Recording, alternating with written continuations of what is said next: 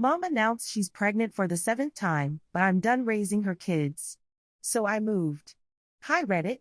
I, 22F, am the oldest of six kids. Well, seven now, apparently. My mom had me when she was 18. My dad was never in the picture.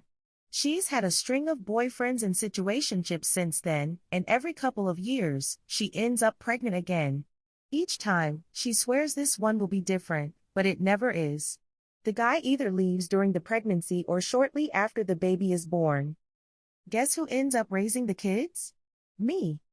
By the time I was 10, I was waking up at night to feed my baby brother because mom was too tired. By 14, I was skipping school to babysit because her newest boyfriend didn't want a bunch of kids hanging around when they were trying to connect. I missed prom because she needed someone to watch my twin sisters while she ran to the store. She didn't come back for 8 hours.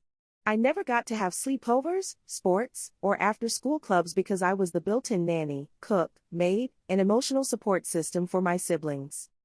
And before anyone asks, yes, I tried to set boundaries. I begged her to get childcare, to at least let me finish high school without constantly pulling me out. She'd cry, guilt-trip me about how we're family and if you love your siblings, you'd help me, and then remind me that I owe her for raising me. Fast forward to last month. I've been working full-time since graduating at 18, still living at home because rent is insane and I was helping with bills. One night, mom sits us all down with this big smile and says she's pregnant again. Baby number 7. She's glowing, talking about new beginnings, and I'm sitting there feeling my chest tighten. Because I know what's coming. I know the late nights, the missed work shifts, the can you just watch the baby for a couple hours? That turns into 12, the fact that I'll never have my own life because hers keeps creating new people for me to take care of. So I told her, in front of everyone, I'm not doing this again. I'm done raising your kids. She got mad. She said I was being dramatic, selfish, that this is what family does. I said no, this is what parents do, and I'm not the parent here. She accused me of abandoning my siblings. I told her the truth, I'm not their mom, and I deserve to live my own life. That night, I packed a bag and went to stay with a friend. Within a week, I signed a lease with 2 roommates. It's not glamorous, but it's mine. I still see my siblings when I can, I love them to death, but I'm no longer the on-call, unpaid caretaker. Mom is furious. She keeps sending texts like we're struggling without you. Your siblings miss you, and I thought you loved us. I've had to mute her because the guilt trips are constant. But here's the thing, I finally have time to breathe. To go out with friends. To actually rest. I realized that my entire life up to now was spent raising other people's children. And I'm done. I don't regret moving out. I just regret not doing it sooner. It's been about 6 months since my original post. Baby number 7 was born last month. A little girl. I met her once, she's beautiful, but holding her was harder than I expected.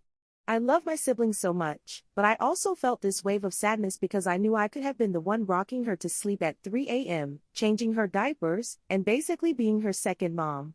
If I hadn't left. And then I reminded myself, that's exactly why I left.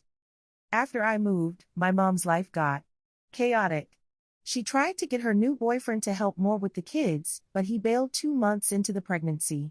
My younger siblings started missing school because she couldn't get everyone ready. She tried to convince me to move back in, even offering to pay me a little this time. Yeah, right. I told her no.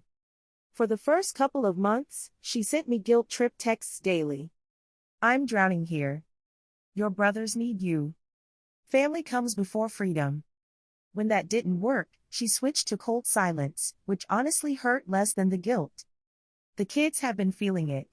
My 15-year-old brother called me crying because he had to stay home and babysit instead of going to a football game. I told him I understood and that what's happening isn't fair to him, but that he has to set his own boundaries too. I've been sneaking them out for ice cream or movie nights when I can, just to give them some kind of break. Here's the twist, last week, my mom called me sobbing. She said she finally understands why I left.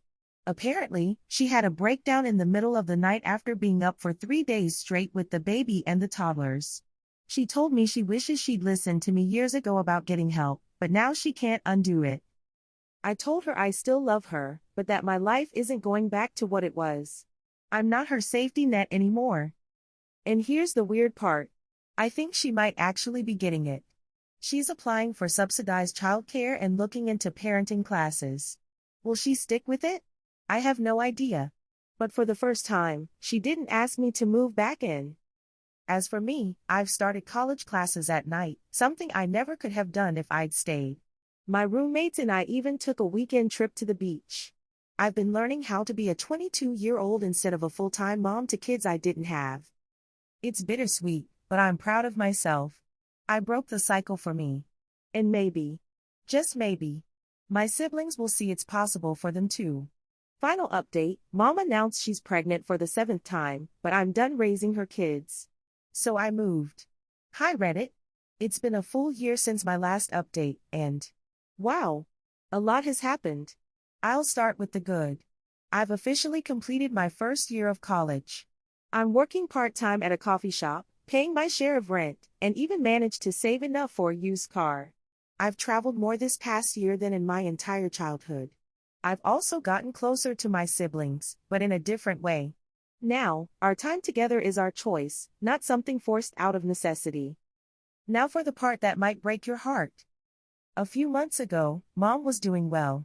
She had childcare set up, she'd stopped leaning on my teenage brother so much, and she seemed to be taking parenting more seriously. I started to think, maybe this is it. Maybe she's finally growing up. Then, last month, I got the call. Not the kind where something bad happened to the baby, thankfully. But she's pregnant again. Baby number 8. I wish I could tell you I was shocked, but my stomach just sank because I knew what was coming. This one will be different speech. The teary phone calls about how she needs me, just for a little while. The guilt trips.